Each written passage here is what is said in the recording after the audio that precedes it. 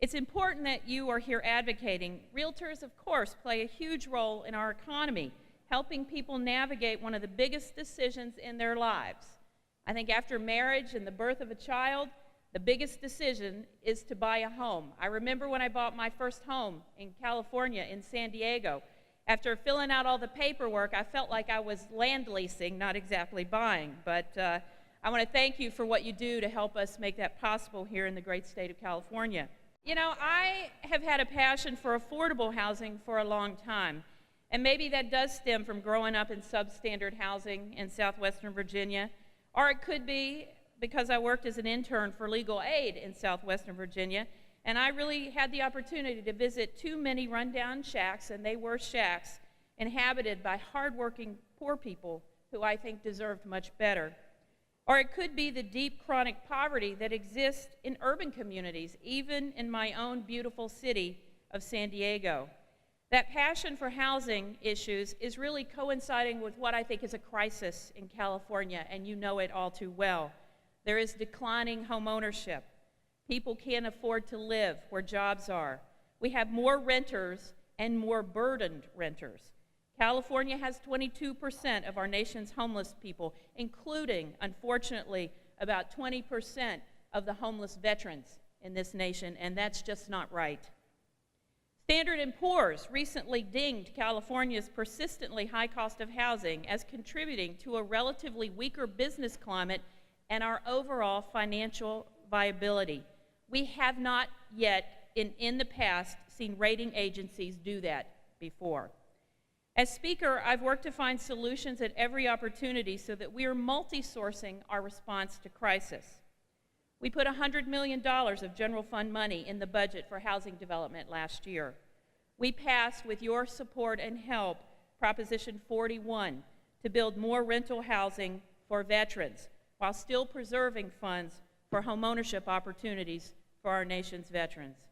Last year, we allocated $65 million from cap and trade and guaranteed that at least 10% of future cap and trade money would go towards housing, and therefore, during this budget year, it should provide upwards of $100 million from cap and trade for housing development.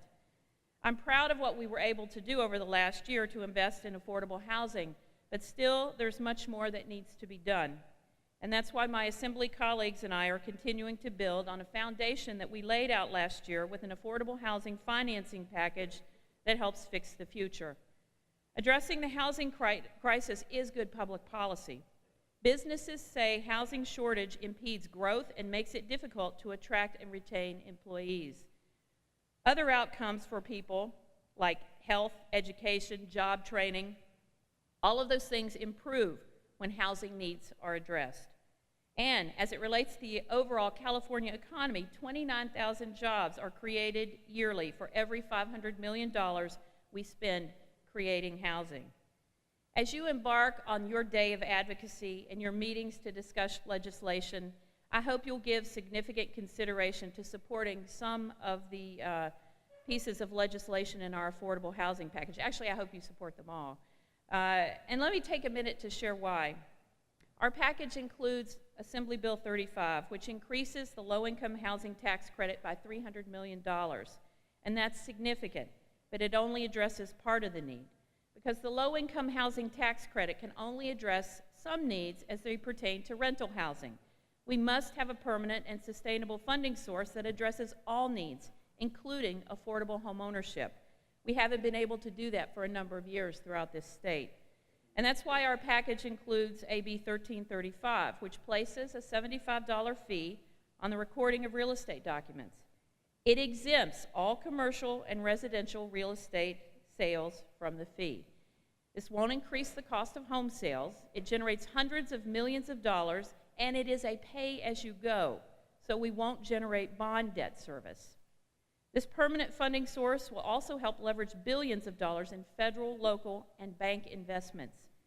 And because the source is flexible, it makes AB 1335 the only part of the housing package that directly increases the opportunity for home ownership. And there is no easy way to find new revenues. But we looked at what other states are doing and what they have done. And we learned that a document recording fee is the most common funded source, and one that other states' realtor associations have gotten behind. This is working in not just one or two other places, but across the board in both Democratic and Republican-leaning states. There have been no negative impacts claimed in these states' markets, and Ohio recently lifted their document fee cap because there was such need, and they believe it's working so well. Now, I know this approach has a lot of history with this association, and I know that you have concerns. I want to try to alleviate those concerns and tell you why I think AB 1335 represents a significant movement toward where you are compared to past approaches and bills. Others now have skin in the game. AB 1335 is part of a series of actions, many of which have already been completed, as I mentioned earlier, like cap and trade funding, Proposition 41, general fund investment, that have occurred since I became Speaker. And all of those provide funding sources from an array of measures across the state. Another significant difference is that my bill places a cap on the fee. There is a per parcel, per transaction cap of $225. We, of course, continue the exemption of real estate sales from that fee, even though other states don't do that. But we've inserted a provision that when a home is passed along through inheritance, the fee is also waived. That makes sense. My bill also clearly states that homeownership assistance, such as help with down payments, is explicitly included, as is an allowable use of funding. I want to see homeownership rates increase. I worked for 2 decades in San Diego with the realtors and banks and financial educators to try to increase the supply of individuals in my community that could afford to own a home. And we were successful. We were successful.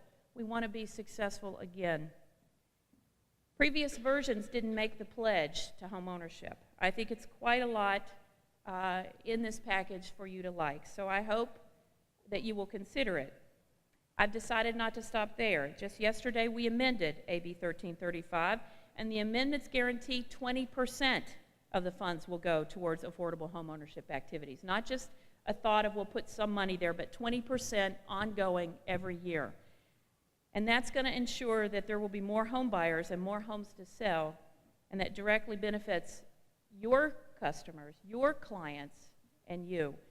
We also placed language in the bill stating my intention to work with the governor, and I've had conversations with him on the creation of a Secretary of Housing, something that your leadership has said would be really important, so that we have a cabinet-level position that can oversee all activities related to the important issue of housing under one roof.